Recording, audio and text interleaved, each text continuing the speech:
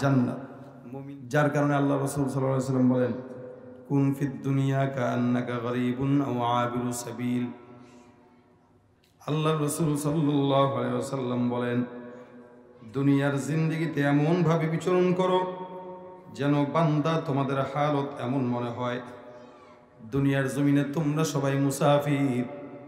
এই মুসাফির খানাতে তোমার কেমন চলা উচিত বান্দা তোমরা সবাই শিখে নাও। কোন মানুষ যদি ঢাকা থেকে কক্সবাজারে যায়, যাওয়ার পথে সে ঘরের সকল ফার্নিচার কিন্তু কক্সবাজার পর্যন্ত নিয়ে যায় না, কারণ সে যেই কক্সবাজারে যাবে ওই জায়গায় যাওয়ার জন্য যতটুকুন দরকার ঠিক ততটুকুন নেয়।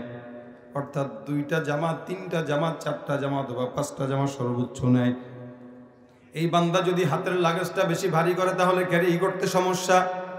যার কারণে বান্দারা দুনিয়ার জমিনে কোনো জায়গায় গেলে, মহিলারা যখন বাবার বাড়িতে যায় তখন দেখবেন সবকিছু গোছায় না, কিছু জিনিস নিয়ে যায়।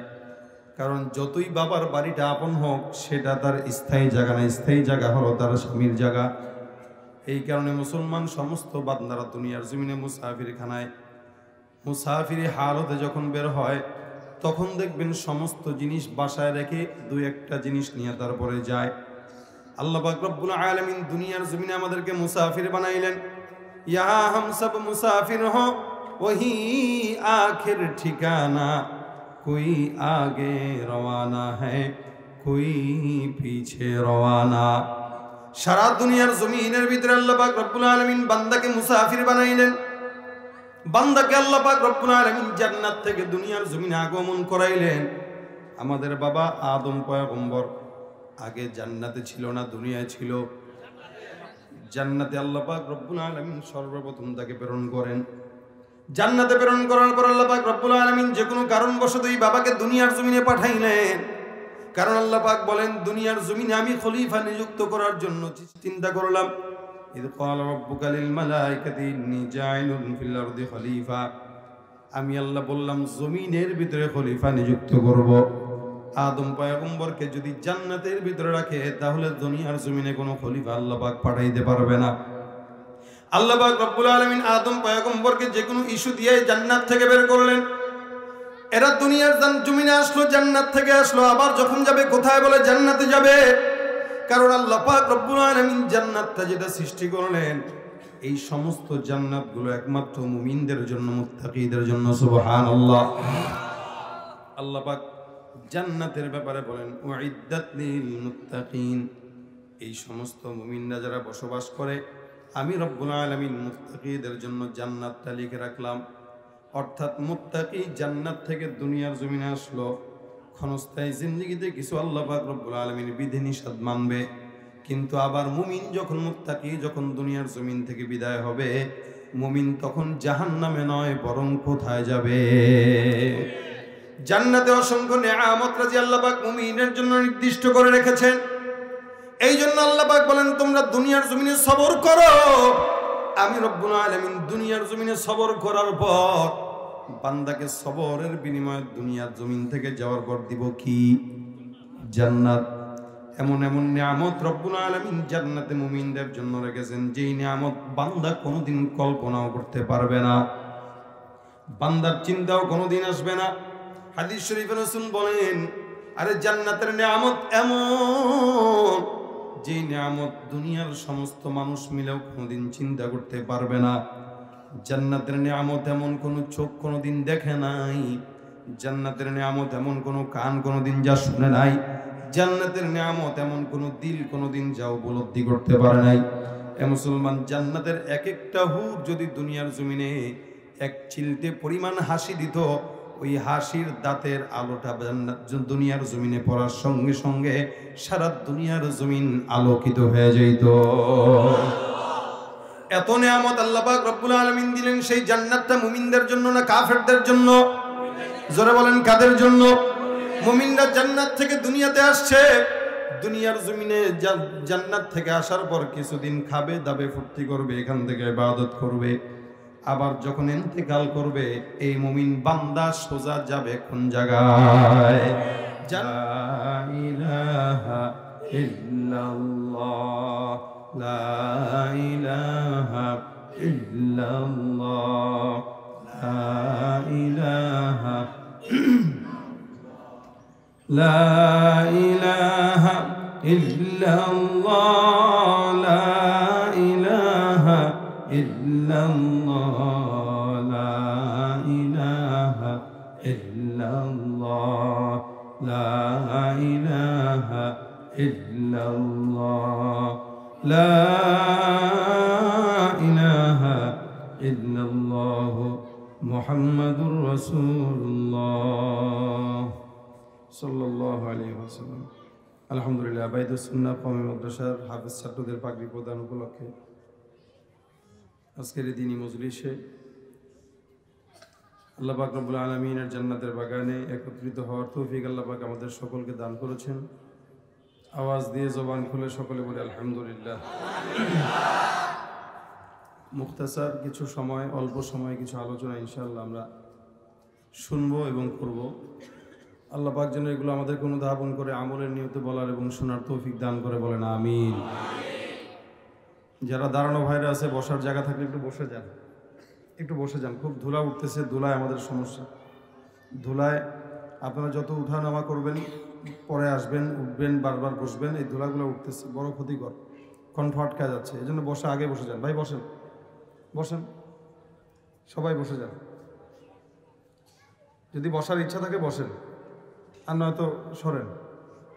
জায়গার একটা পবিত্রতা আছে, প্রত্যেকটা জায়গার একটা মজলিসের সৌন্দর্য আছে। সাহাবা একরাম যখন রাসূল সাল্লাল্লাহু আলাইহি ওয়াসাল্লাম থেকে বয়ান শুনতেন, বসতেন, দাঁড়ায় বয়ান শুনতেন না, বসতেন এবং এমন করে বসতেন। এক একজন সাহাবী বলেন যে আমরা এমন নিরিবিলি বসা থাকতাম যে আমাদের মাথার উপরে পাখি বসে আছে। অর্থাৎ পাখি কার মাথার উপরে বসে? পাখি গাছের উপরে বসে। কেন? গাছ নীরব, পাখি কোনো স্থির জিনিসের উপরে বসে।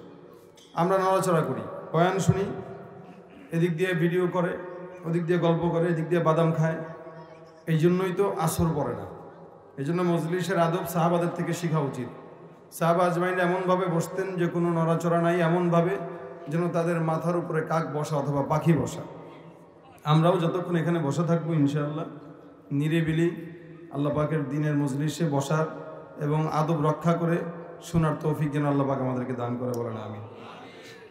ভাই একটু সাউন্ডটা ভালো করো। তো আমি আপনাদের সামনে যে আয়াতে কারিমা তেলাওয়াত করেছি, মুখতাসার সময়ে আলোচনা এখান থেকে ইনশাআল্লাহ করার চেষ্টা করব। দুনিয়াতে আল্লাহ পাক যত মানুষকে পাঠিয়েছেন, প্রত্যেকটা মানুষকে আল্লাহ পাক রব্বুল আলামিন অস্থায়ী জিন্দেগির জন্যই পাঠিয়েছেন। এটা আমাদের স্থায়ী কোনো জায়গা না, এটা আমরা সবাই জানি। আমরা এটাও বলি কথায় কথায় যে ভাই দুনিয়া এটা স্থায়ী, ক্ষণস্থায়ী। এই ক্ষণস্থায়ী জমিনে এই করেন না, বলি আমরা ঠিকই, কিন্তু বিষয়টা কত গভীরের এটা আমরা কখনো অনুধাবন করি না। যার কারণে ক্ষণস্থায়ী জিন্দেগিতে এমন কোনো কাজ নাই যে কাজ আমরা করি না। অর্থাৎ আমরা আল্লাহ পাক রব্বুল আলামিনের প্রত্যেকটা বান্দারা আমরা দুনিয়াতে এক কথায় মুসাফির। এই জন্য রাসূল করিম সাল্লাল্লাহু আলাইহি ওয়াসাল্লাম বলেন, তুমি দুনিয়াতে বিচরণটা এমনভাবে করো যেন তুমি মুসাফির, যেন তুমি একজন মুসাফির ব্যক্তি, চলতেছো, তোমার গন্তব্য এই জায়গা না, তোমার গন্তব্য আসল জায়গায়। মানুষ যখন কোনো জায়গায় সফরের উদ্দেশ্যে বের হয়, সে একসাথে ঘরের সব মাল সামানা নিয়ে বের হয় না, সে অল্প অল্প কিছু নেয় যেন মুসাফির হালতে তার ওই জিনিসগুলো ক্যারি করতে সুবিধা হয়। আপনারা বাহিরের দেশে যদি কেউ সফর করেন, আপনারা জানেন বিমানের নির্দিষ্ট একটা ওজনের সীমা দিয়ে দেয় যে এই বিমানে, এই ফ্লাইটে 30 অথবা 35 কেজি ওজন সে ক্যারি করতে পারবে। মানুষ যখন কিনে তখন কিন্তু ওই জিনিসটা মাথায় রেখেই খরিদ করে। কখনো কোনো বান্দা বিমানে ওঠার আগে 100 কেজি ওজনের জিনিস কিনে না। কেন? এটা ক্যারি করতে পারবে না সে, তাকে সীমা রেখা দিয়ে দিছে। হয়তো সে কম কিনবে, কম কিনলে তার জন্যই সহজ, এটার হিসাব দিতে সহজ হবে। যখন ইমিগ্রেশনে চেক করবে যে 30 কেজি জায়গায় 20 কেজি, কোনো কথা নাই, এমনি ছেড়ে দিবে, অথবা এটা হাতেও নিতে দিবে। কিন্তু যখন নাকি ওইটা 30 বা 31-এ যাবে, তখনই হিসাব চলে আসবে যে কিরে 30-এর জায়গায় 31 কেন নিছেন, জবাব দেন। হয়তো মালের যে লাগেজটা ছিল ওটা আবার কেটে মাল কমায় তারপরে নিতে হয়। উমরার যাত্রী যারা যান তারা এটা খুব মাথায় রাখবেন। 30 কেজি বা 32 কেজি বা 35 কেজি বা 40 কেজি, 1 কেজি যদি বাড়তে হয়, 2 কেজি যদি বাড়তে হয়, লাগাস আবার কাটা লাগে। এই 2 কেজির জন্য আপনার ভোগান্তি শুরু হয়। আপনি যদি 2 কেজি কম নেন, আপনার কোনো ভোগান্তিও নাই, বাস আপনি আরামসে যান। আল্লাহ পাক রব্বুল আলামিন দুনিয়াতে আমাদের সীমারেখা দিয়ে দিয়েছেন, দুনিয়া কতটুকু করা দরকার। যতটুকু হলে দুনিয়ায় চলতে সহজ ততটুকুই, এর বেশি যত করবেন কিয়ামতের ময়দানে হিসাবও তত বেশি কঠিন হবে, ঠিক না? হিসাব কঠিন করা দরকার না সহজ করা দরকার? এই জন্য দুনিয়াতে সাধারণ মানুষ খুব আরামে আছে। দুনিয়াতে সাধারণ মানুষ যত যে সাধারণ থাকবে তার তত বেশি হিসাব নিকাশ ক্লিয়ার। যে বেশি অসাধারণ হবে তার চলতে তত কষ্ট। আমাদের বর্তমান সময় ভাইরাল হওয়ার ধান্দা এখন প্রত্যেকটা মানুষের ভিতরে ঢুকে গেছে। ফেসবুক বলেন, ইউটিউবে বলেন, এমন কোনো মানুষ নাই, প্রত্যেকটা মানুষ চায় তাকে যেন মানুষ চিনে, সে ভাইরাল হওয়ার ধান্দা। কিন্তু সে এটা জানে না যে ভাইরাল হওয়ার পিছনে কতটা পেরেশানি কাজ করে।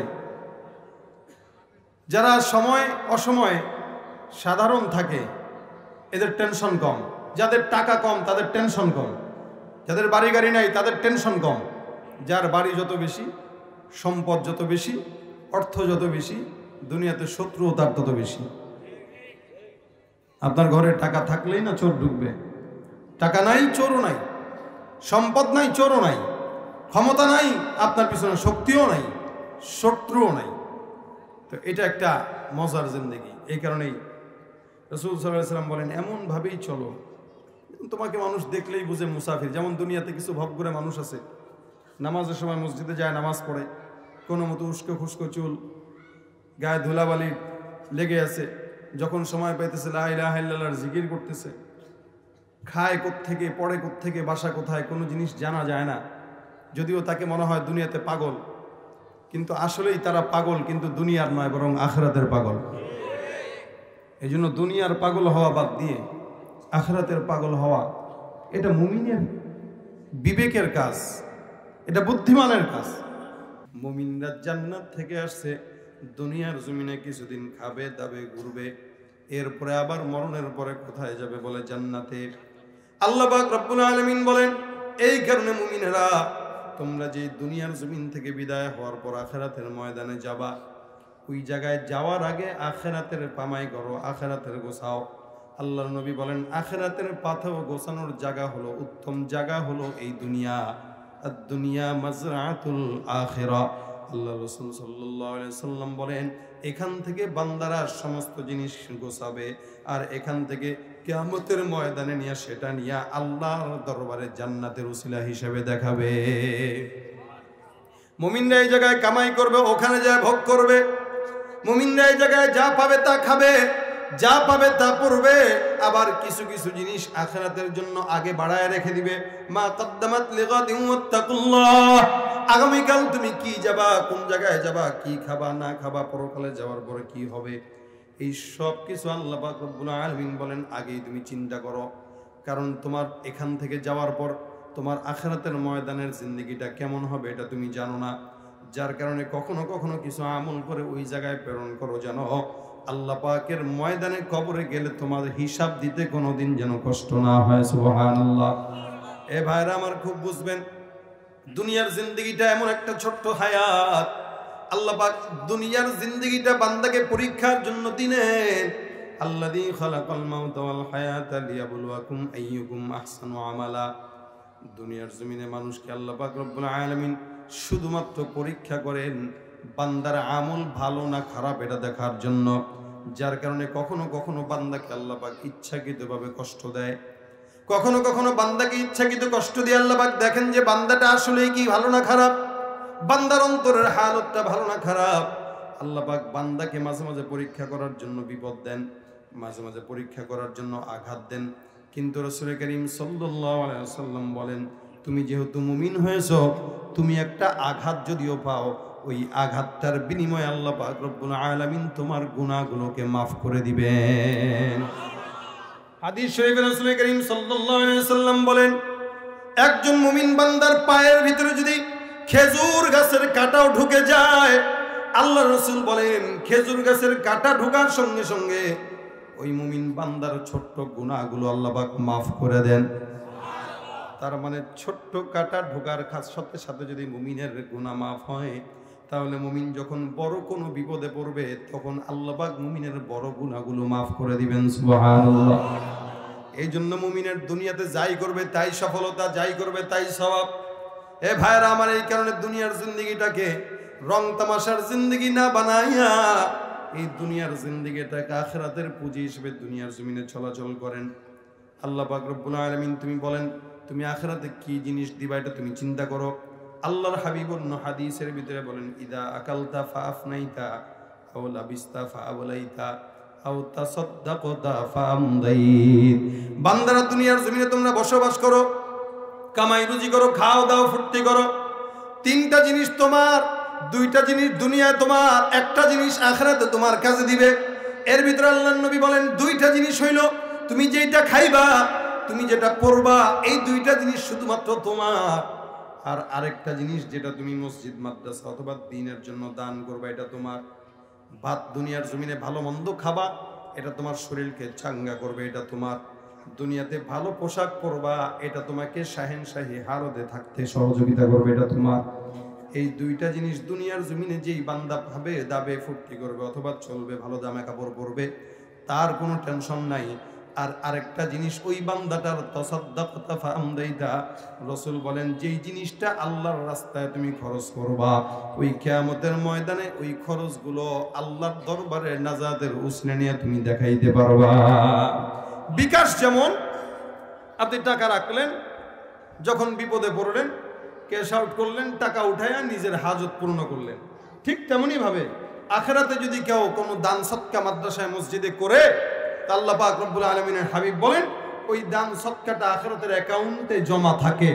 বান্দা কিয়ামতের ময়দানে যখন দাঁড়ায় যাবে, বিচার নিকাশ হওয়ার পরে যখন আমল কম থাকবে, তখন চিন্তা করবে কিরে আমি তো কিছু টাকা দান করে আমার অ্যাকাউন্টে ফালা রাখছিলাম, আজকে তো ওগুলো উঠায় আমি সুন্দর করে দেখায় জান্নাতে যেতে পারি।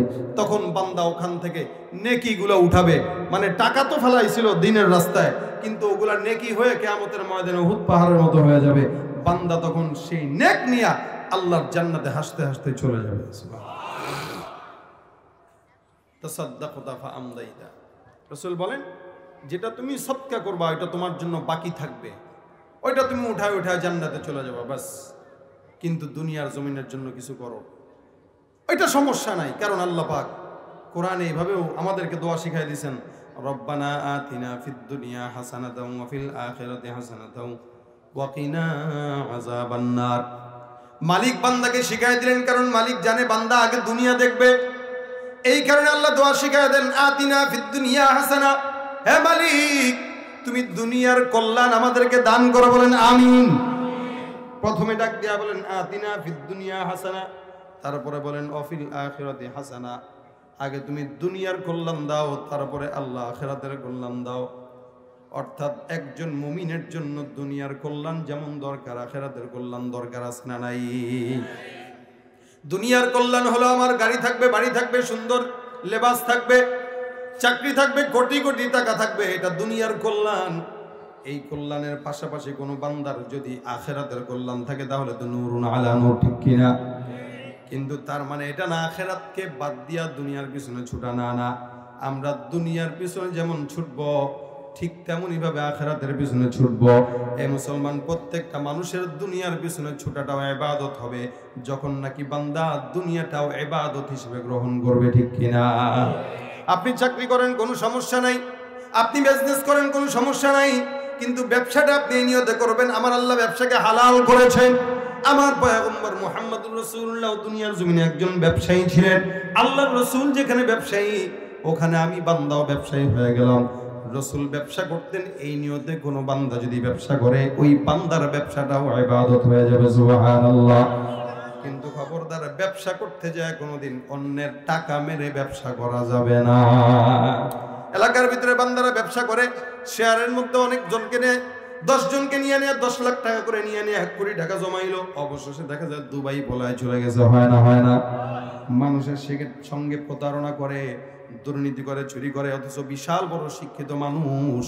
এই শিক্ষিত মানুষগুলো দুনিয়ার মোহে পড়ে যখন শিক্ষাকে বিক্রি করে দুনিয়ার কুকুর হয়ে যায়। রাসূল বলেন আদ-দুনিয়া জিফাতুন ওয়া তালিবুহা কিলাব।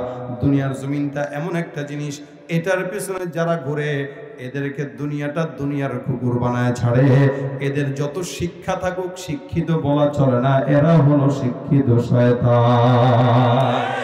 ওরা হলো দেশের লাগি মহামারীর মতন, ফাইলে কলম ঠেকাইয়া চালায় তারা নির্যাতন। দেশের লাগি মহামারীর মতন, ফাইলে কলম ঠেকাইয়া চালায় শুধু নির্যাতন। ঘুষের টাকায় ওদের ভুরি, ঘুষের টাকায় ওদের ভুরি, করে যে টান টান। ওরা শিক্ষিত শয়তান। কি ওরা শিক্ষিত শয়তান, ওরা শিক্ষিত শয়তান। দুর্নীতির ওই আখড়ায় বসে, দুর্নীতির ওই আখড়ায় বসে জাহির করে জ্ঞান। কলম দিয়ে কামায় টাকা, ধরে সাধুর ভান। ওরা শিক্ষিত শয়তান, ওরা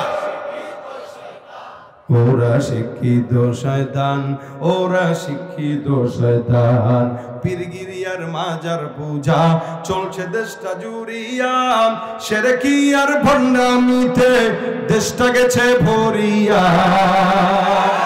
আছে না নাই? পীরগিরিয়ার মাজার পূজা চলছে দেশটা জুড়িয়া, শিরকি আর ভণ্ডামিতে দেশটা গেছে ভরিয়া। গাজার কলকি টান মারিয়া, গাজার কলকি টান মারিয়া দেখায় খাজার সার। ওরা শিক্ষিত শয়তান, ওরা শিক্ষিত শয়তান, ওরা শিক্ষিত শয়তান, ওরা শিক্ষিত শয়তান। ঠিক না বে ঠিক? দেখেন আলেম নামে কত দেখো টাকার মোহে পড়িয়া, স্বার্থের পিছে দৌড়াইতেছে কোরআন হাদিস ছাড়িয়া। আলেম নামে কত দেখো টাকার মোহে পড়িয়া, স্বার্থের পিছে দৌড়াইতেছে কোরআন হাদিস ছাড়িয়া। জিহাদ ছেড়ে কেউ বা ধরছে, জিহাদ ছেড়ে কেউ বা ধরছে দরবেশেরই ভাগ। ওরা শিক্ষিত শয়তান, ওরা শিক্ষিত শয়তান, ওরা শিক্ষিত শয়তান, ওরা শিক্ষিত শয়তান। ঠিক কিনা? যেখানে যাই ভেজালেতে ভরে গেছে দেশটায়, ব্যবসায়ীরা রাতারাতি কালো টাকায় হাত রাঙায়। যেখানে যেখানে না সব কিছুতে ভেজাল আছে না নাই? 12 মাসা আম, 12 মাসা ফল, এগুলা টিকে কেমনে? সব হলো ফরমালা। যেখানে যাই ভেজালেতে ভরে গেছে দেশটায়, ব্যবসায়ীরা রাতারাতি কালো টাকায় হাত রাঙায়। ভেজাল থেকে বাঁচতে হলে, ভেজাল থেকে বাঁচতে হলে খোলা রাখো কান। ওরা শিক্ষিত শয়তান, ওরা শিক্ষিত শয়তান, ওরা শিক্ষিত শয়তান, ওরা শিক্ষিত শয়তান। ঠিক না ঠিক? রাগ করছেন কেউ? সমাজের শিক্ষার হার বাড়ে, মাগার মানুষ অমানুষ হচ্ছে দিন দিন। যত শিক্ষিত বাড়তেছে তত বেয়াদব বাড়তেছে, যত শিক্ষিত বাড়তেছে তত কুলাঙ্গার বাড়তেছে। ঠিক কিনা? কেন? বলে শিক্ষাটা দুনিয়াবি শিক্ষা বাড়তেছে, দ্বীনি শিক্ষা এটার সঙ্গে যুক্ত না থাকার কারণে শিক্ষার হার বাড়লেও সবগুলা কুলাঙ্গার হচ্ছে। শিক্ষার হার নিয়েই তো দুর্নীতি করে, শিক্ষার বোঝা নিয়েই তো এলাকার ভিতরে চান্দাবাজি রং তামাশা যা আছে করে। কিন্তু সে জানে না দুনিয়া রং তামাশার জায়গা না। আল্লাহ পাক রব্বুল আলামিন এর হাবিব মুহাম্মদুর রাসূলুল্লাহ সাল্লাল্লাহু আলাইহি ওয়াসাল্লাম বলেন, একজন মুমিন দুনিয়ার জমিনে কেমন বসবাস করবে, দুনিয়াটা তার জন্য কি। আল্লাহ রাসূল বলেন, আদ-দুনিয়া সিজনুল মুমিন ওয়া জান্নাতুল কাফির। এই দুনিয়াটা একজন মুমিন যখন বসবাস করবে, মুমিনের জন্য দুনিয়াটা জেলখানার মতো। এখানে আল্লাহ পাক রব্বুল আলামিন তাকে কখনো কখনো বাধা দিবেন, কখনো কখনো আঘাত দিবেন, কখনো কখনো বিপদের সম্মুখীন হয়ে যাবে। এই জন্য রাসূল করিম সাল্লাল্লাহু আলাইহি ওয়াসাল্লাম বলেন, আদ-দুনিয়া সিজনুল মুমিন। সারা দুনিয়াটা মুমিনদের জন্য জেলখানা। যদিও মুমিনরা যখন বদ্দিনদের দিকে তাকায়, একজন মুসলমান যখন বেঈমানদের দিকে তাকায় মনে করে এই বেঈমানটা মনে হয় কত ভালো আছে, টাকা পয়সার অভাব নাই। এই জন্য আল্লাহ নবী বলেন বেঈমানের দিকে তাকায় লাভ নাই, ওই সমস্ত বদদিনদের দিকে তাকায় লাভ নাই। কারণ দুনিয়াটা তাদের জন্য আমি আল্লাহ পাক বেহেশতখানা বানায় দিলাম, বালাখানা বানায় দিলাম। এরা দুনিয়ার জমিনে ভালো জিনিস পাবে, কিন্তু আখেরাতে পাবে দুনিয়াতে মদ যারা খায়, আল্লাহ পাক রব্বুল আলামিন কিয়ামতের ময়দানে জাহান্নাম দেওয়ার পর এদেরকে মানুষের রক্ত মাংস পুজ এগুলা খাওয়াবে।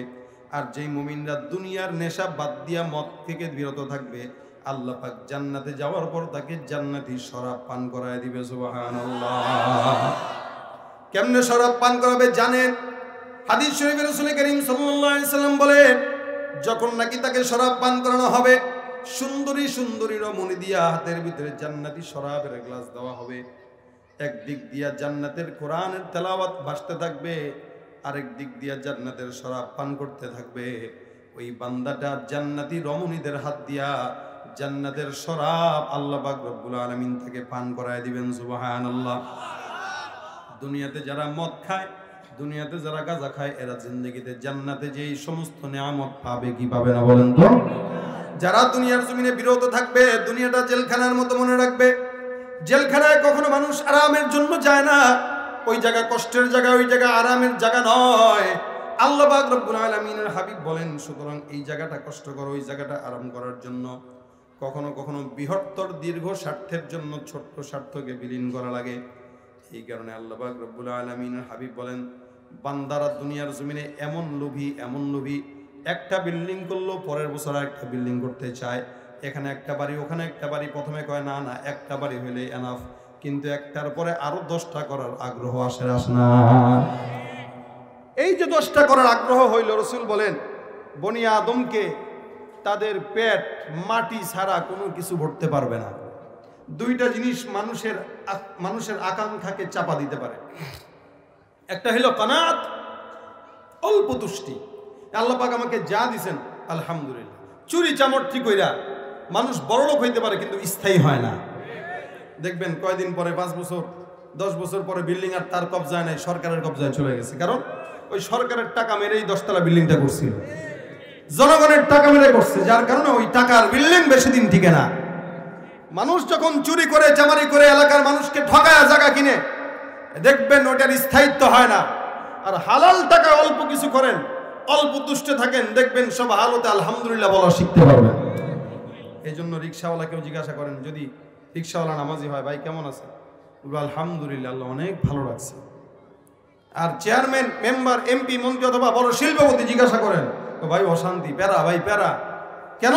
বলে দুনিয়াটা প্যারা হিসেবে সে নিছে, যার কারণে প্যারা হয়েছে। সে দুনিয়া পালন করতে যায় রাসূলের হাদিস অনুযায়ী কুকুর হয়ে গেছে। কুকুর যেরকম দৌড়ায় খাবারের পিছনে, জিহ্বা দিয়ে হাত বের করে, মুমিনরাও যখন দুনিয়ার পিছনে দৌড়ায়, তো রাসূল বলেন ও দুনিয়ার কুকুর হয়ে যায়। ঠিক কিনা জোরে বলেন? এই জন্য দুনিয়ার কুকুর হইতে রাজি নাই। ঠিক কিনা? আল্লাহ পাক দোয়া শিখাই দিয়েছেন, রব্বানা আতিনা ফিদ দুনিয়া হাসানা ওয়া ফিল আখিরাতি হাসানা ওয়া কিনা আযাবান্নার। এ রব্বে কারীম, তুমি আমাদেরকে দুনিয়াও দাও, আখিরাতও দাও, আবার জাহান্নামের আগুন থেকেও বাঁচাও। সুবহানাল্লাহ। এটা অনেক বড় দামি একটা দোয়া। এই দোয়াটা অনেক দামি। এই যে হারাম শরীফে গেলে দেখবেন আপনারা, ওখানেও কাবার গিলাফেও লেখা আছে, ওই জমজম টাওয়ারেও লেখা আছে, মানুষ তাওয়াফ করে আর ওই দোয়া পড়ে। কেন? বলে এটা হচ্ছে অনেক শ্রেষ্ঠ একটা দোয়া। কি? যেই দোয়ার ভিতরে দুনিয়াও পাওয়া যায়, আখিরাতও পাওয়া যায়, জাহান্নামের আগুন থেকে নাজাতও পাওয়া যায়। আমরা দুনিয়াও চাই, তবে কোন দুনিয়া? এমন দুনিয়া দাও যেই দুনিয়া পাওয়ার পরে আমাদের কলবটা যেন বন্ধ না হয়। এমন টাকা দাও যেই টাকা পাওয়ার পরে আমরা যেন আল্লাহকে না ভুলি। ঠিক না? এমন টাকা চাই, এমন সম্পদ চাই যেই সম্পদ পাওয়ার পরে যেন উগ্র না হই। ওই সম্পদ দাও যেই সম্পদ পাওয়ার পরে তোমার দিনের কাজে ব্যয় করতে পারি। এই দোয়া করা, এটা হলো রব্বানা আতিনা ফিদ দুনিয়া হাসানা। যে আল্লাহ তুমি দুনিয়ার কল্যাণ দাও, ওয়া ফিল আখিরাতি হাসানা, দুনিয়ার কল্যাণের পর আখিরাতের কল্যাণ দাও। দুনিয়ার জমিন থেকে বিদায় হওয়ার পর সোজাসুজি আল্লাহর জান্নাত পাওয়া যায়, যেই রাস্তায় সেই রাস্তা দেখাও। এ মুসলমান, কিছু মানুষ দুনিয়ার জমিন থেকে বিদায় হওয়ার পর জান্নাতে যাবে, কিন্তু আল্লাহ পাক রব্বুল আলামিনের জাহান্নামের আগুনে পুড়ে যাবে। কিছু মানুষ 1400 বছর, কিছু মানুষ 14 লক্ষ বছর, 14 কোটি বছর জাহান্নামে ডোবার পরে অবশেষে আল্লাহর রাসূল বলেন, যার দিলের ভিতরে মিসকালা হাববাতিন মিন খারদালিন, একদম শস্য দানা পরিমাণ ঈমান থাকবে, আল্লাহ পাক একদিন না একদিন তারে আল্লাহর জান্নাতে নিবে। কিন্তু সেটা কত বছর জ্বালার উপরে সেটার কোনো ইয়ত্তা নেই। এই কারণে আল্লাহ দোয়া শিখাই দিলেন, বান্দা আল্লাহর কাছে দোয়া করো, ওয়াকিনা আযাবান্নার, মালিক তুমি আখিরাতের কল্যাণ দাও, তবে সেটা জাহান্নামের আগুনে পোড়ায় নয়, পুরানো ছাড়া। সুবহানাল্লাহ। আল্লাহ কত সুন্দর দোয়া শিখাই দিলেন যে তুমি জাহান্নামের আগুন থেকে আমাদেরকে বাঁচায়া তারপরে জান্নাত দিও। আগে জাহান্নামে পুরায় জান্নাত দেওয়া দরকার নাই, জাহান্নামের আগুন বাদ দিয়ে আমরা জান্নাত চাই। বলেন আমিন। এটা হলো দোয়া। এই জন্য রাসূল কারীম শিখাই দিলেন, কুন ফিদ দুনিয়া কাআন্নাকা গরীব আও আবির সাবিল, মুসাফিরের মতো চলো। মুসাফির জায়গায় যায়, চলে কোনো মতে, খায় দায় ফুর্তি করে আবার চলে যায়। ইমাম গাজ্জালী রাহমাতুল্লাহ আলাইহি বলেন, একজন মানুষের উদাহরণ তো ওরকম, বিশাল বড় একটা জাহাজ কোনো একটা সমুদ্রের ভিতরে চলে, হঠাৎ করে তাদের খাদ্য যখন শুকায় যায়, শেষ হয়ে যায়, ওই জাহাজের নাবিকটা যে কোনো একটা দ্বীপের ভিতরে জাহাজ থামায়। ওখানে থামানোর পর মানুষদেরকে ঘোষণা করা হলো 2 ঘন্টার জন্য তোমাদেরকে বিরতি দেওয়া হলো। এই বিরতির পর তোমরা আবার জাহাজের মধ্যে সুন্দর করে ঢুকে আসবা, এই জাহাজের ভিতরে চলে আসবা। মানুষগুলো সব বের হয়ে গেল। এখন দ্বীপটাকে দেখে, এত সুন্দর দ্বীপ কোনোদিন আগে দেখে নাই। এই দ্বীপটার ভিতরে ঘুরতেছে, খাইতেছে, ফল পাড়তেছে, আবার খায়, আবার ঘুরে।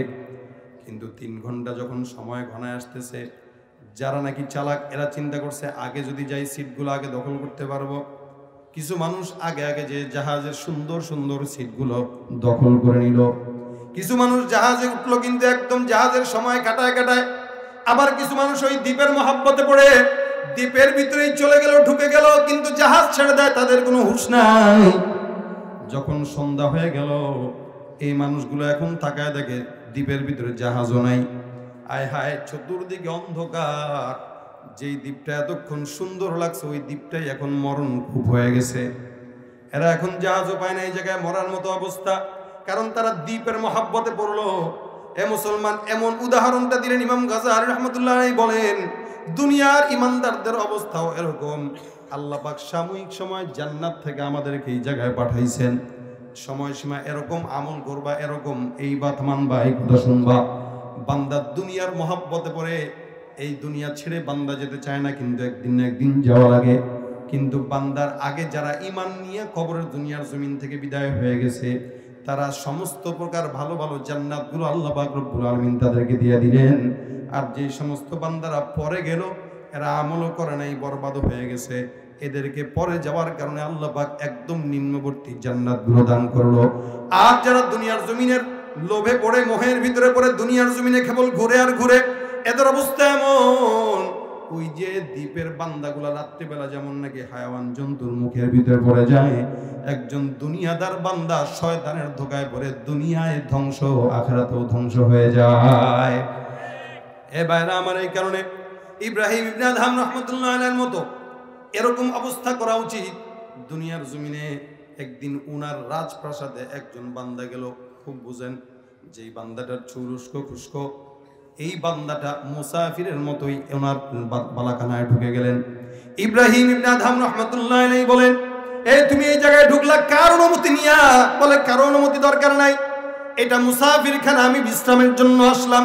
ইব্রাহিম বাদশা ডাক দিয়া বলতেছেন, যাও যাও, আমার ঘরের বালাখানার বাইরে ইস্তিরাহাতের জন্য বিশাল বড় একটা জায়গা দেওয়া আছে, ওইটা মুসাফিরদের জন্য জায়গা, যত মন চায় থাকবা, যত মন চায় খাবা, তোমাকে কেউ মানা করবে না। মুসাফির ডাক দিয়া বলে, না না, মুসাফিরখানা এটাই বলে না, এটা বাদশাহী বালাখানা, এটা রাজপ্রাসাদ, এই জায়গায় সাধারণ মানুষের ঢোকার কোনো অনুমতি নাই, তুমি ওখানে যাও, বিশ্রাম নাও।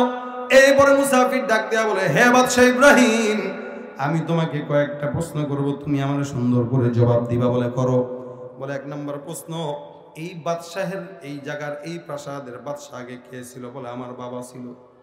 বলে, তোমার বাবা কতদিন বাঁচছে? বলে, অল্প দিন। তোমার বাবার আগে কে ছিল? বলে, তার আগে আমার দাদা ছিল। তার আগে কে ছিল? এমন করতে করতে আমাদের পূর্ববর্তীরা এই ক্ষমতার পাওয়ার নিয়ে রাখছে। বলে, তোমার বাবা কত বছর বাঁচছে? এত বছর। এখন যদি ক্ষমতা কারো হাতে যায়, সেই ক্ষমতাটা কার হাতে যাবে? বলে, আমার হাতেই তো ক্ষমতা। তুমি কতদিন বাঁচবে? বলে, আমি কতদিন বাঁচবো এটা আমি জানি না, তোমার পরে ক্ষমতা কে পাবে বলে আমার সন্তান, তারপরে কে পাবে বলে তার সন্তান, কতদিন বাঁচবে জানি না। এই মুসলমান খুব বুঝবেন। ওই মুসাফিরটা ইব্রাহিম ইবনে আদহাম রাহমাতুল্লাহ আলাইহিকে বলেন, যেই জায়গার রাজপ্রাসাদের ক্ষমতা তোমার বাবার হাতেও ছিল না, দাদার হাতেও ছিল না, তোমার হাতেও নাই, তোমার ছেলের হাতেও থাকবে না, যে জায়গাটার স্থায়িত্ব কোনোদিন স্থায়িত্ব হয় না, ওইটাকে রাজপ্রাসাদ বলে না, ওটাই হলো আসল মুসাফিরখানা। यहाँ हम सब मुसाफिर हो वही आखिर ठिकाना, कोई आगे रवाना है कोई पीछे रवाना। দুনিয়ার জমিনে অসংখ্য বান্দারা আমাদের আসছে, আগামীকাল আপনি আমি থাকবো কিনা এটার কোনো গ্যারান্টি নাই, ঠিক কিনা জোরে বল। কত মানুষ দুনিয়ার জমিনে অল্প বয়সে রোড অ্যাক্সিডেন্টে দুনিয়ার জমিন থেকে বিদায় হয়ে গেছে। এ মুসলমান যুবকরা মনে করে আমরা মনে হয় অনেক দিন বাঁচবো, কিন্তু না না, এই দুনিয়ার জমিনে অতীতে যারা গেছে আমরাও যাব ভবিষ্যতেও। একটা মানুষও দুনিয়ার জমিনে কোনোদিন থাকতে পারবে না। আপনার আমার ওই 10 তলা বিল্ডিং, আপনার আমার বালাখানা আপন না, একমাত্র আসল ঘর হলো ওই কবর, ঠিক কিনা? ও তুই এই দুনিয়ার মায়ায় পড়ে করছো কত বাহানা, এই যে নয় তোর আসল বাড়ি, কবর যে তোর আসল ঠিকানা। পূর্বপুরুষ যারাই ছিল একে একে সব হারালো, পূর্বপুরুষ যারাই ছিল একে একে সব হারালো। তুমি আমি কেউ রব না, তুমি আমি কেউ রব না, দিতে হবে রওয়ানা। এই যে নয় তোর আসল বাড়ি, কবর যে তোর আসল ঠিকানা। সত্য না মিথ্যা? আর কত কাল দিবি ফাঁকি, বেশি দিন আর নাই যে বাকি। আর কত কাল দিবি ফাঁকি, বেশি দিন আর নাই যে বাকি। কবর তোমায় লইবে ডাকি, আজরাইল তো লইবে ডাকি, শুনবে না তো কারো মানা। এই যে নয় তোর আসল বাড়ি, কবর যে তোর আসল ঠিকানা। এই যে নয় তোর আসল বাড়ি, কবর যে তোর আসল ঠিকানা। একজন মানুষ দাঁড়ান, যেই মানুষটা বলবেন যে আমি এই জমিনে আরো 50 বছর বাঁচবো। আছেন কেউ? একজনও আছেন কেউ? আচ্ছা, আমি এখান থেকে যে আরেক প্রোগ্রাম ধরতে পারবো, এটারও কি গ্যারান্টি আছে? হায়াত এমন একটা জিনিস, ইদা জাআ আজালুহুম লা ইস্তাখিরুনা সাআতান ওয়া লা ইস্তাকদিমুন। আল্লাহ পাক রব্বুল আলামিন বলেন, দুনিয়ার জিন্দেগিতে মানুষ সব যতই মানুষরা আছে, এ মুসলমান দেখবেন, ইহুদি বলেন, খ্রিস্টান বলেন, নাসারা বলেন, হিন্দু বলেন, নাস্তিক বলেন, সকল মানুষ সব জায়গার ভিতরে দ্বিমত পোষণ করে। কিন্তু এমন একটা জায়গা, যেই জায়গাটার ব্যাপারে একজন মানুষ কোনোদিন দ্বিমত পোষণ করে না, সেটা হলো মৃত্যু, ঠিক কিনা?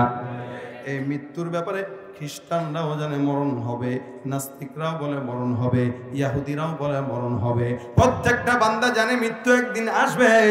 এ মুসলমান, দুনিয়ার জমিনে আপনার আমার মরণ তো একদিন হবে, তবে মরণের আগে ঈমানের সামানা নিয়ে যাওয়াই হলো মুমিনের কাজ। আল্লাহ পাক বলেন, লা তামুতুন্না ইল্লা ওয়া আনতুম মুসলিমুন। কবরে যাওয়ার পরে জিজ্ঞাসা এটা করবে না তুমি আওয়ামী লীগ নাকি বিএনপি, কবরে যাওয়ার পরে জিজ্ঞাসা করবে না তুমি কওমি নাকি আলিয়া, কবরে যাওয়ার পরে জিজ্ঞাসা করবে না তুমি জামাত নাকি তাবলীগ। এ মুসলমান, প্রত্যেকটা মানুষ আমরা যারা এখানে আসলাম, আমাদের সবচাইতে বড় পরিচয় হলো আমরা মুসলমান, ঠিক কিনা? এর চেয়ে বড় কোনো পরিচয় দুনিয়ার জমিনে কারো থাকতে পারে? এরপরেও আমাদের দ্বন্দ্ব বিভেদ এত কিছু, অথচ বোঝা উচিত ছিল দিন শেষে প্রত্যেকটা মানুষ আমরা এক আল্লাহ পাকের গোলামি ছাড়া কারো গোলামি করি, এটা বোঝা উচিত। কিন্তু এরপরেও মানুষ বিরোধিতা করে, মনে হয় এমন যে তার আল্লাহ আলাদা, আমার আল্লাহ আলাদা, মনে হয় এরকম একটা অবস্থা। যেহেতু দিন শেষে প্রত্যেকটা মানুষের আল্লাহ একজন, নবী একজন, তাহলে প্রত্যেকটা মানুষ ইমানের বেলায় একসঙ্গে যদি থাকতো, দুনিয়ার কোনো পরাশক্তি কোনো মুসলমানকে পরাজিত করতে পারত না। পরাজিত করে, এটা আমাদের ভুলের কারণে, আমাদের গোলামির কারণে। এই জন্য আমরা প্রত্যেকে এই জায়গাটায় এক হয়ে যাই যে সব মানুষের একদিন না একদিন বিদায় হওয়া, এটা আমাদের অবশ্যম্ভাবী জরুরি একটা বিষয়। এই জায়গা থেকে যদি ফিকির করি, আজকে যদি ইন্তেকাল করি, জমিনের মানুষ আমার বেলায় ভালো সাক্ষী দিবে না খারাপ দিবে, এটা ফিকিরের বিষয়। কারণ রাসূল করিম সাল্লাল্লাহু আলাইহি ওয়াসাল্লাম বলেন, কোন মানুষ যখন ইন্তেকাল করে, ইন্তেকালের পরে জমিন যদি তার ব্যাপারে 2 জন মানুষ মিনিমাম সাক্ষ্য দেয়, 3 জন মানুষ যদি সাক্ষ্য দেয় যে এই লোকটা ভালো, আল্লাহ রাসূল সাল্লাল্লাহু আলাইহি ওয়াসাল্লাম বলেন আল্লাহ পাক তাকে জান্নাত দেওয়া ওয়াজিব করে নেন। সুবহানাল্লাহ। এই জন্য এমন জীবন গঠন করেন যেই জীবনটায় ইন্তেকালের পরে 5 জন মানুষ আপনার জন্য অন্তত কাঁদবে, এমন জীবন গঠন করে। আপনার ইন্তেকালের পরে মানুষ যদি বলে ঠিক হয়েছে, মরছে, চোরের ঘরে চোরা, ভালো হয়েছে, গেছে, ভালো হয়েছে, এগুলো মরা দরকার। আপনার কবরে যে কি হবে এটা আল্লাহ পাক ছাড়া কেউ জানে না। কারণ কতটা কষ্ট নিয়ে একটা মানুষ আপনাকে এই কথা বলে। এই জন্য ভাই, মরার আগে প্রত্যেকের সামান নিয়ে যাওয়া। কারণ আওয়ামী লীগ, বিএনপি, জাতীয় পার্টি, অমুক তমুক, হ্যান ত্যান, এগুলো আমাদের পরিচয় সাময়িক। কারণ আমাদের দেশের রাজনীতি যারা করে, এরা এটা ভালো করে জানে ক্ষমতায় যে দল থাকবে এই দলের গোলামি করা লাগবে, একবার এই দলে, একবার ওই দলে, একবার এই দলে, একবার এই দলে, তার মানে এটা অস্থায়ী। কিন্তু কোনোদিন কোনো বান্দা একবার আল্লাহকে আরেকবার অন্য কাউকে আল্লাহ বলে স্বীকার করে? একদম জন্ম থেকে নিয়ে মৃত্যু পর্যন্ত একজনকে আল্লাহ মেনেছি, একজনকেই মানবো, এটা আমাদের ঈমান। কিন্তু নেতা কিন্তু অনেকজনই মানছেন, একবার যে চেয়ারম্যান হয়েছে তার গোলামি করছেন, আবার আরেকজন চেয়ারম্যান হয়েছেন তার গোলামি করছেন, কিন্তু আল্লাহ ছাড়া কিন্তু অন্য কারো গোলামি কোনোদিন করেন নাই। নামাজ কিন্তু এক আল্লাহর কদমেই সেজদা দেন, জিকির কিন্তু এক আল্লাহর জিকিরই করেন। এই জন্য ওই আল্লাহ পাক রব্বুল আলামিনের পরিচয় কবরে যাওয়ার পরে সর্বপ্রথম এটাই জিজ্ঞাসা করবে, মার রব্বুক, তোমার রাজনীতি কোনটা ছিল এটা জিজ্ঞাসা করবে না, তোমার আল্লাহকে, তোমার দিন কি, তোমার নেতাকে, এই 3টা প্রশ্ন। যদি বলেন যে আমার আল্লাহর গোলামি দরকার নাই, আমার ইসলাম দরকার নাই, আমার মুহাম্মদুর রাসূলুল্লাহ দরকার নাই, তাহলে যাকে মানেন তার কাছে যান। কিন্তু মুমিন যদি হন, অবশ্যই মুমিনের এই পরিচয় জানা উচিত যে আমাদের রবকে, আমাদের দিন কি, আমাদের নবী আসে। এটা এখন বলতে পারতেছেন, কিন্তু বদ্দিন তারা বদ আমলের কারণে ওই সময় প্রশ্নের জবাব আল্লাহ তারে ভোলায় দিবে। আর নেককার তার নেক আমলের কারণে ওই সময় আল্লাহ পাক তার ঠোঁটের আগায় তার জবাব দিয়ে দিবেন। সুবহানাল্লাহ। এই জন্য ভাইরা আমার, এই ছোট্টখাট্ট জিন্দেগির ভিতরে দুনিয়ার হালতে আল্লাহ পাক আমাদেরকেও যেন, আমাকেও যেন কথাগুলো বোঝার তৌফিক দেয়, আপনাদেরকেও যেন দেয়, বলেন আমিন। ছোট্ট জিন্দেগি, ছোট্ট হায়াত, এই ছোট্ট হায়াতের ভিতরে এত পাগল হয়েন না ভাই। নামাজ পড়ার কথা বললে আমাদের যুবকদের অবস্থা যা, বেগতিক অবস্থা। নামাজের কথা বলবেন, দেখবেন হাসি একটা মুখ দিয়ে কবে, হুজুর প্যান্টে একটু সমস্যা আছে। প্যান্টে কি আছে? তার মানে প্যান্টে প্রস্রাব করে পানি নেওয়ার সুযোগ তার হয় না। আর যে নাপাক থাকবে, দুনিয়ার জমিনে শয়তান তার কাছে যাবে, রহমতের ফেরেশতা তার কাছে যাবে, নাপাক আছে, বড় হয়ে গেছে, বয়স 30, 36, 35, 40 বছর, এখনো প্যান্টে প্রস্রাব করে পানি নেয় না। কত বড় খাচ্চর, চিন্তা করছেন? তাহলে মসজিদে কেমনে যাবে? রোজার কথা বলবেন, বলবে গ্যাস্ট্রিকের সমস্যা আছে তো, ডায়াবেটিসের প্রবলেম আছে তো। পর্দার কথা বলবেন, বলবেন ভাই আমার দিলে পর্দা আছে, এত বাইরের পর্দা আমি করি ডরি না। আছে না নাই? কথা কয় না? দিলের পর্দা বড় পর্দা, আসল পর্দা লাগে না। দিলের পর্দায় অনেক বেশি। এই সমস্ত কথা যারা বলে এরা মুসলমানের সন্তান হতে পারে, তবে মুসলমান হতে পারে নাই। ঠিক কিনা জোরে বল। তুমি রমজান এলে রাখো না রোজা, দিনকে করো আঘাত, পয়সা করির নেই তো অভাব, দাও না তো যাকাত। তুমি রমজান এলে রাখো না রোজা, দিনকে করো আঘাত, পয়সা করির নেই তো অভাব, দাও না তো যাকাত। তুমি ইমানদারির বড়াই করো, নেই তোমার ইমান, ইমানদারির বড়াই করো, নেই তোমার ইমান। তুমি কেমন মুসলমান বলেন, কেমন মুসলমান তুমি, কেমন মুসলমান? নামাজের সাথে নাই পরিচয়, মানো না কোরআন, নামাজের সাথে নাই পরিচয়, মানো না কোরআন। তুমি কেমন মুসলমান? নবীর উম্মত দাবি করো, সুন্নাহ মানো না, নবীর অপমানে তোমার হৃদয় কাঁদে না। নবীর উম্মত দাবি করো, সুন্নাহ মানো না, নবীর অপমানে তোমার হৃদয় কাঁদে না। তুমি বিজাতীয় সংস্কৃতিতে সপেছো পরাণ, বিজাতীয় সংস্কৃতিতে সপেছো পরাণ। তুমি কেমন মুসলমান, তুমি কেমন মুসলমান? ঠিক কিনা জোরে বল। সুদের টাকায় প্রাসাদ গড়ো, ঘুষ ছাড়ো না, দিন দুঃখী না খেয়ে মরে খবর রাখো না। তুমি সুদের টাকায় প্রাসাদ গড়ো, ঘুষ ছাড়ো না, দিন দুঃখী না খেয়ে মরে খবর রাখো না। তুমি ঘুষ খেয়ে অবিচার করো, সাজিয়া প্রধান, ঘুষ খেয়ে অবিচার করো, সাজিয়া প্রধান। তুমি কেমন মুসলমান, তুমি কেমন মুসলমান? নামাজের সাথে নাই পরিচয়, মানো না কোরআন, নামাজের সাথে নাই পরিচয়, মানো না কোরআন। তুমি কেমন মুসলমান? রাগ করছেন কেউ ভাই? আমাদের সমাজে মুসলমান নামের অভাব নাই, কামের বড় অভাব। নামে সবাই নিজেকে মুসলমান দাবি করি, কামের বেলায় দেখবেন মুসলমানের 16 আনাও তার ভিতরে নাই। এর পিছনে একটা কারণ আমি সব জায়গায় বলি, কারণ হলো সাহাবা আজমাইনরা বুকের রক্ত দিয়ে ইসলাম পালন করেছে, আর আমরা বাপ দাদার জন্মে সূত্রে মুসলমান। যেহেতু বাবা মুসলমান, দাদা মুসলমান, পরদাদা মুসলমান, মানুষ যখন ফ্রি কোনো জিনিস পায় ওটার মূল্যায়ন করে না। আমরা ইসলামটা ফ্রি পাইছি, ফ্রি, না টাকা দিয়ে কেনা লাগছে, না রক্ত দেওয়া লাগছে, না জীবন দেওয়া লাগছে, না কোনো কষ্ট করা লাগছে, কিচ্ছু করা লাগে নাই, ফ্রি ফ্রি পাইছি।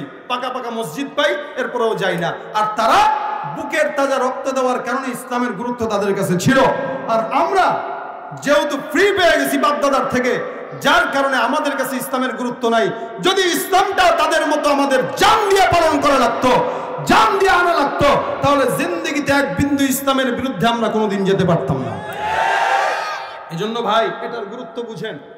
ইসলামটা সাহাবা একরামরা যেভাবে কষ্ট করে দিয়েছেন, এইভাবে কষ্ট করে ইসলামটা আমরা পেয়েছি, উপলব্ধি করেন, তারপরে ইসলাম পালন করেন।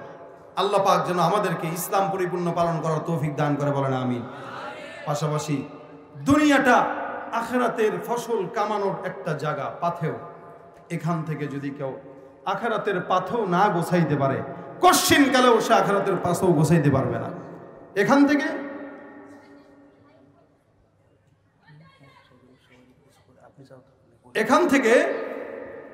থেকে কামাই যদি কেউ করতে পারে, তো ওখানে যে খরচ করবে। বিকাশ যেরকম বিপদে পড়লে কাজে লাগে, এখানের কামাই করবেন, মাঝে মাঝে সদকা দিবেন, দান করবেন, ওখানে যায় কাজে লাগবে। যা কামানোর এখান থেকে কামান। এমন ভাবে থাকেন, ক্ষমতার পাওয়ার দেখায়া মানুষের উপর জুলুম অত্যাচার করেন না। এটাই আপনার শেষ না। ক্ষমতা দুনিয়াতে মানুষের আসে আর যায়, কিন্তু ইমানদার যারা, তাদের ক্ষমতা দুনিয়াতেও থাকে, জান্নাতেও আল্লাহ পাক রাখেন। এই জন্য কোনো জিনিসের অপব্যবহার না করা। 2 দিনের দুনিয়া, চিন্তা করবেন আমার এন্তেকালের পরে 10 জন মানুষ যেন কান্দে, আমার এন্তেকালের পরে 10 জন মানুষ যেন চোখের পানি ছাড়ে। এই জন্য 10 জন যদি আমি দুনিয়ার জমিন থেকে যাওয়ার পরে কান্না করে, 10 জন যদি তাহাজ্জুদে দোয়া করে, তাহলে অবশ্যই সেই 10 জনের দোয়া কবুল হয়ে আমি জান্নাতি হতে পারবো। আজকে বর্তমানে আমরা হুন্ডা পিছন থেকে হর্ন দেয়, কেন সাইড দিল না? ঝগড়া লেগে গেছে। হয় না এটা? ছোট্ট ইস্যু, ফেসবুকে কিছুর থেকে কিছু হলে গালি দিচ্ছি, এবং বুজুর্গদেরকেও আমরা ছাড়তেছি না। ছোট্ট থেকে ছোট্ট ইস্যু দিয়ে আল্লাহওয়ালাদের বিরুদ্ধেও কলম ধরতেছি, অথচ আমার নিজের তলা ঠিক নাই। কি লাভ? আল্লাহ পাক যেন আমাদেরকে একটু হেফাজত করে, বলেন আমিন। এই জন্য সময়টাকে কাজে লাগাবেন। জান্নাতে গাছ লাগান। রাসূল বলেন, কেউ যদি একবার সুবহানাল্লাহ বলে তো আল্লাহ পাক জান্নাতে ফলের গাছ লাগায় দেয়। একবার লেগে গেল সুবহানাল্লাহ, আরেকবার লেগে গেল, যত বলবেন তত লাগবে। এই কারণে এখানে বয়ান শুনবেন, বাসায় যাবেন, হাতের কাজ, পায়ের কাজ, জবানের কোনো আমাদের কাজ নাই। আমাদের জবানের কাজ এখন বর্তমানে গীবত করা, নোংরা নোংরা কথা বলা। আল্লাহ পাক বলেন, মুমিনের একটা গুণ হলো আল্লাযীনা হুম আনিল লাগবি মুআরিদুন, মুমিনরা অযথা কথাবার্তা থেকে নিজেদেরকে বাঁচায়। এই জন্য যখনই সময় পাবো, চায়ের দোকানে বা এমনি ব্যবসায় বা হুন্ডা চালাইতেছি, রিক্সা চালাইতেছি, জবানের একটা কাজ থাকবে সুবহানাল্লাহ, সুবহানাল্লাহ, সুবহানাল্লাহ। এই জবানকে ধান করার জন্য মাঝে মাঝে তাবলীগে সময় দিবেন, মাঝে মাঝে চরমনার ময়দানে যাবেন, রাজি আছেন ইনশাআল্লাহ? আল্লাহ ওয়ালাদের মজলিসে যাবেন, রাজি আছেন ইনশাআল্লাহ? আল্লাহ পাক আমাদেরকে আমল করার তৌফিক দান করুক, বলেন আমিন। এই মাদ্রাসাটা এখানে, ওই যে রাসূল বলেছেন তাসাদ্দাকতা ফাআমদাইতা, কেউ যদি সদকা দেয়, দ্বীনের জন্য দান করে, ওইটা আখিরাতের জন্য বাকি থাকে। আখিরাতে যে আল্লাহ পাক ওইটার বিনিময়ে বিশাল বড় উহুদ পাহাড়ের চাইতেও তাকে সওয়াবের পাহাড় দান করে দেয়। সুবহানাল্লাহ। এই জন্য মাদ্রাসাটা এখানে আছে। নগদ কি কেউ আছেন যে মাদ্রাসার জন্য যতটুকু পারেন, 500 হোক, 1000 হোক, 200 হোক, আপনারা দান করবেন, এখানে দিয়ে দিবেন, এই স্টেজের ভিতরে রেখে দিয়ে যাবেন। কেউ যদি থাকেন মাদ্রাসার জন্য নগদ কিছু থাকলে আপনারা এখানে পাঠিয়ে দেন, ইনশাআল্লাহ এটা সদকা দিবেন। এই সদকা কিয়ামতের ময়দানে আপনার সমস্ত কিছুর জন্য কাজে লাগবে ইনশাআল্লাহ। কেউ যদি থাকেন ইনশাআল্লাহ দিবেন। কি ভিতরে কি মানুষরা আছে? আমরা তো কালেকশনের জন্য বললো, এখন কমিটির তো কোনো তারা দেখতেছি না। আছেন কেউ? কিভাবে যাবে?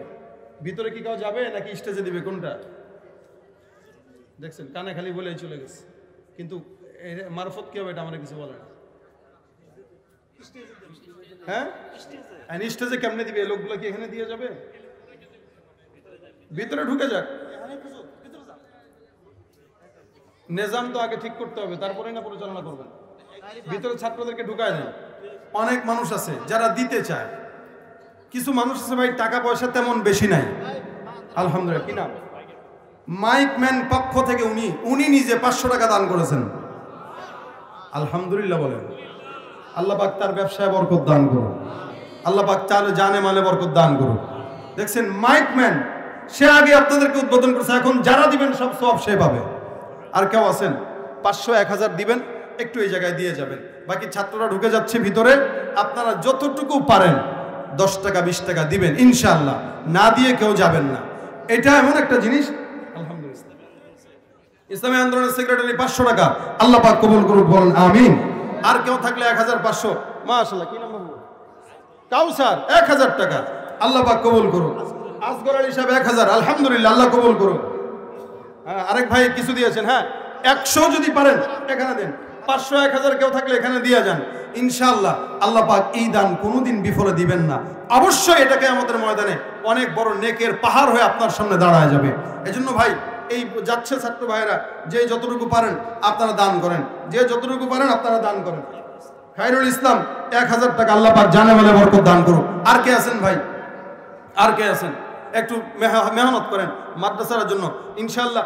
আজকের মাহফিলের প্রধান আকর্ষণ সারা বাংলাদেশের আলোড়ন সৃষ্টিকারী কারি, আন্তর্জাতিক কারি হাফেজ নাজমুস সাকিব চমৎকার তেলাওয়াত করে আপনাদের সামনে। সে এসে পড়েছেন অলরেডি, আলহামদুলিল্লাহ। সে আপনাদেরকে তেলাওয়াত করে শোনাবেন ইনশাআল্লাহ। আপনারা যে যেখানে আছেন সবাই বসে যাবেন। আল্লাহ পাক রব্বুল আলামিন যেন আপনাদেরকে তৌফিক দান করে। আমরা সবাই চেষ্টা করব মাহফিলে বেশি বেশি দান সদকা করার। আল্লাহ পাক রব্বুল আলামিন আমাদের দানকে কবুল করুক। আর কে আছেন?